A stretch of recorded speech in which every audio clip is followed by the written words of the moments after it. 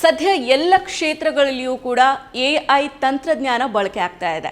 ಎಲ್ಲಿ ನೋಡಿದ್ರೂ AI trend ಜೋರಾಗಿನೇ ನಡೀತಾ ಇದೆ. ಈಗ ವಿಶೇಷ ಏನಂದ್ರೆ ಸಂಪೂರ್ಣವಾಗಿ AI ಅನ್ನ ಬಳಕೆ ಮಾಡಿ ಸಿನಿಮಾ ಒಂದನ್ನೇ ನಿರ್ಮಾಣ ಮಾಡಿಬಿಟ್ಟಿದ್ದಾರೆ. ಅದು ಕೂಡ ನಮ್ಮ ಕನ್ನಡ ಸಿನಿಮಾ.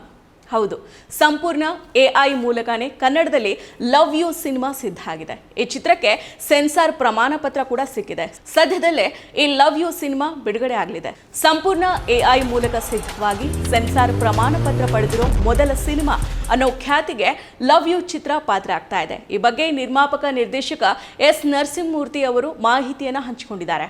ಲವ್ ಯು ಸಿನಿಮಾದ ನಿರ್ದೇಶಕರು ಹಾಗೂ ನಿರ್ಮಾಪಕರನ್ನ ಹೊರತುಪಡಿಸಿದ್ರೆ ಉಳಿದ ಎಲ್ಲ ಕೆಲಸಗಳನ್ನ AI ತಂತ್ರಜ್ಞಾನನೇ ಮಾಡಿದೆ. ಈ ಸಿನಿಮಾದಲ್ಲಿನ ಪ್ರತಿ ಪಾತ್ರ, ಅವುಗಳ ಡೈಲಾಗ್, ಸಂಗೀತ ಸಂಯೋಜನೆ, ಸೌಂಡ್ ಡಿಸೈನ್, ಛಾಯಾಗ್ರಹಣ, ಹಿನ್ನೆಲೆಯಲ್ಲಿ ಬರೋ ಲೊಕೇಶನ್, ಕಲರಿಂಗ್ ಮುಂತಾದ ಎಲ್ಲ ಕೆಲಸಗಳಿಗೂ AI ಬಳಕೆಯನ್ನು ಮಾಡಲಾಗಿದೆ.